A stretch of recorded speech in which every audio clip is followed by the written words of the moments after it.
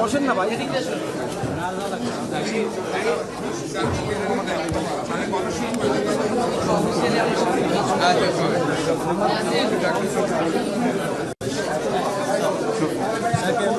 ভাই বসেন বসেন।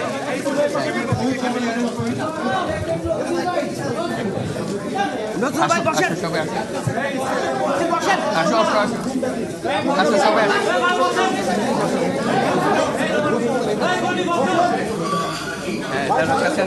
সামনে আসো সামনে আরে সামনে Bhai, sir, he is still injured.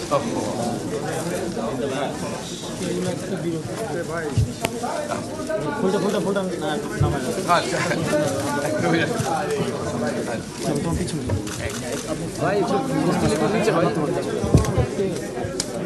আসসালামু আলাইকুম। আজকে আমাদের গৌরবের দিন, যে বিপ্লবের মাধ্যমে বাংলাদেশ আজকে নতুন বিজয় দিবস সৃষ্টি করলো, সেটাকে সামনে রেখে এবং আরো মজবুত করে আমাদেরকে সামনে এগিয়ে যেতে হবে। যারা এটা সম্ভব করেছে, যে তরুণ সমাজ, তাদের প্রতি আমি আবার সমস্ত প্রশংসা এবং কৃতজ্ঞতা জানাচ্ছি তাদেরকে। তারা আমার পাশে আছে। এরা এই দেশকে রক্ষা করেছে, এ দেশকে নতুনভাবে পুনর্জন্ম দিয়েছে এবং এই পুনর্জন্মে যে বাংলাদেশ পেলাম, সে বাংলাদেশ যেন অত্যন্ত দ্রুত গতিতে এগিয়ে চলতে পারে, সেটাই হলো আমাদের শপথ। সেটা আমরা রক্ষা করতে চাই, এগিয়ে যেতে চাই। আজকে আবু সাঈদের কথা মনে পড়ছে আমাদের, যে আবু সাঈদের ছবি বাংলাদেশের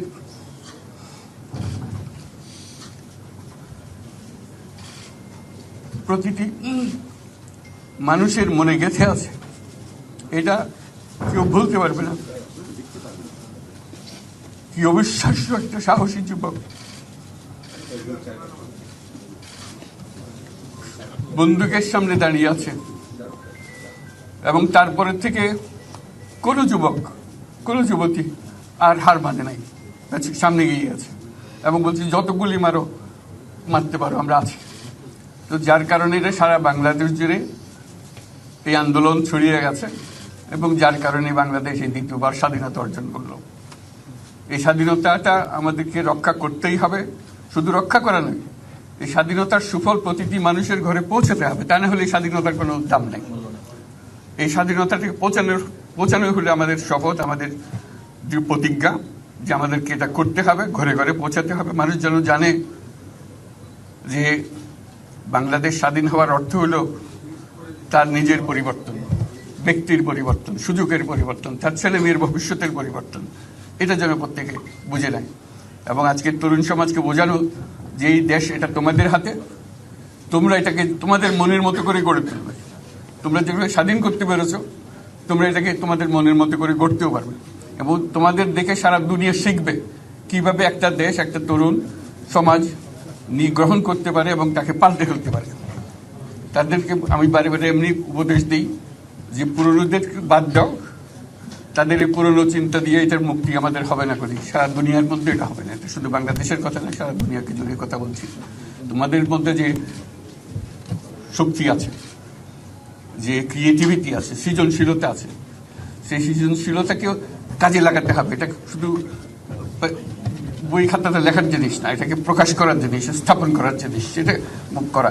এটা আমরা এই আজকে আমাদের পুরো কাজটা হলো, দায়িত্বটা হলো, তারা যেটা অর্জন করে নিয়ে এসছে এখন তাদেরকে দিয়ে এটাকে করিয়ে দেওয়া, আমাদের সমস্ত কাঠামোগুলো পরিষ্কার করে দেওয়া।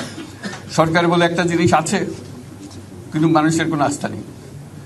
মানুষ মনে করে সরকার একটা দমন পীড়নের একটা যন্ত্র, যেখানে পায়, যেখানে সুযোগ পায় তার একটা কষ্ট দেওয়া, তার থেকে নিংড়ে দেওয়া, যে সকল স্তরে। এটা হলো তার থেকে কেমনভাবে সামাল দিতে হবে তাকে, একটা ভয়ের একটা জিনিস, তাকে সামাল দিয়ে চলা। এটা হলো সরকার। এটা সরকার হতে পারে না। সরকারকে দেখে মানুষের বুক ফুলে উঠবে যে আমাকে সাহায্য করবে, আমাকে রক্ষা করবে, আমার সরকার আমার জন্য দাঁড়াবে।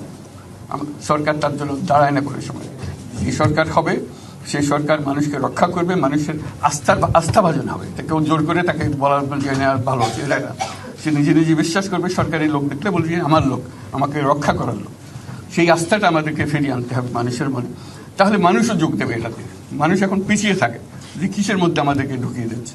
আমরা যেন জানতে পারি যে এইটা আমরা সবাই মিলে আমরা অগ্রসর হতে পারি। একটা বড়, সারা বাংলাদেশ একটা বড় পরিবার। এই পরিবার আমরা একসঙ্গে চলতে চাই এবং আমাদের মধ্যে দ্বিধা দ্বন্দ্ব যা কিছু থেকে সরিয়ে ফেলতে চাই। যারা বিপথে গেছে তাদেরকে পথে আনতে চাই, যাতে করে একসঙ্গে আমরা কাজ করতে পারি।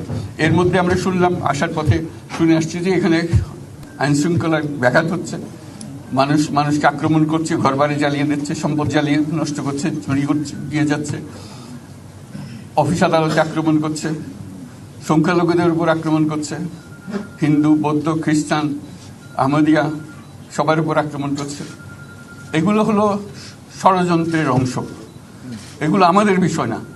আমাদের কাজ হলো এটাকে রক্ষা করা, সবাইকে রক্ষা করা। এটাকে প্রতিটি মানুষ আমাদের ভাই, আমাদের বোন, তাদেরকে রক্ষা করা এবং আমাদের একটা শৃঙ্খলা ফিরিয়ে আসা। বিশৃঙ্খলা, সহিংসতা এগুলো হলো অগ্রগতির বড় শত্রু। আমাদের যে যাত্রা শুরু হলো সেই যাত্রার শত্রু। কাজে এই শত্রুকে যাতে রোধ করা যায়, তাদেরকে বুঝিয়ে শুনিয়ে হোক, তাদেরকে আইন শৃঙ্খলার হাতে দিয়ে হোক, এটা বোঝাতে হবে। তাকে মেরে পেটে এটা ঠিক না। আইন শৃঙ্খলা নিজের হাতে ঠিক না। তাকে আমাদের আইন শৃঙ্খলা বাহিনী এমন হতে হবে, তাদের হাতে সুপর্দ করলে আমরা নিশ্চিন্ত থাকবে তার একটা বিহিত হবে। এমনগুলো আমরা হাতে দিয়ে দিলাম, 2 টাকা দিয়ে আবার ছেড়ে দিল, এটা যেন আবার না হয়।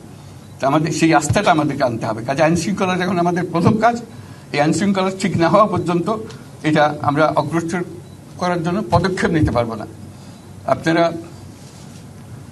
আমার উপরে আস্থা রেখে আমাকে জানিয়েছে, ছাত্ররা আমাকে আহ্বান দিয়েছে, সেটাতে আমি সাড়া দিয়েছি। দেশবাসীর কাছে আমার আবেদন, আপনারা যদি আমার উপরে বিশ্বাস রাখেন, আমার উপরে ভরসা রাখেন, তাহলে নিশ্চিত করেন যে দেশে কোনো জায়গায় কারো উপরে হামলা হবে না। এটা আমাদের প্রথম দায়িত্ব। এটা যদি আমি করতে না পারি, এটা আমার কথা যদি না শোনেন আপনারা, তাহলে আমার প্রয়োজন এখানে নাই। আমাকে বিদায় দেন, আমি আমার কাজে থাকি, সেখানে আমি ব্যস্ত থাকি। যদি আমাকে প্রয়োজন মনে করেন, তাহলে আমাকে প্রয়োজন মনে করলে আপনাদেরকে দেখাতে হবে যে আমার কথা আপনারা শোনেন। আমার কথা না শুনলে আমার কোনো প্রয়োজন নাই। আমার প্রথম কথা হলো, আপনারা বিশৃঙ্খলা থেকে দেশকে রক্ষা করেন, আপনারা সহিংসতা থেকে দেশকে রক্ষা করেন, যাতে আমরা যা আমাদের ছাত্ররা আমাদেরকে পথ দেখায়, সেই পথে আমরা এগিয়ে যেতে পারি। এটা একটা খুব সুন্দর দেশ হতে পারে। সারা বাংলাদেশ একটা খুব সুন্দর দেশের সম্ভাবনাময় দেশ। কাজে এই সম্ভাবনাগুলোকে আমরা নষ্ট করে দিয়েছি। এখন আবার সেই বীজতলা আবার তৈরি করতে হবে, আবার আমাদেরকে জেগে উঠতে হবে। তারাই এই বীজতলা তৈরি করবে, তাদের হাত দিয়েই হবে এবং তাদের দিকে আমরা তাকাবো এবং আমরা তাদের নির্দেশ মতে আমরা অগ্রসর হব। এখানে সরকারি কর্মকর্তা কর্মচারী যারা আছেন, সেনাবাহিনী, বিমান বাহিনী, নৌবাহিনী প্রধানরা যারা আছেন, তাদের প্রতি অনুরোধ, আমরা একটা পরিবার, এইটার মধ্যে যেন আমাদের গোলযোগ না হয়।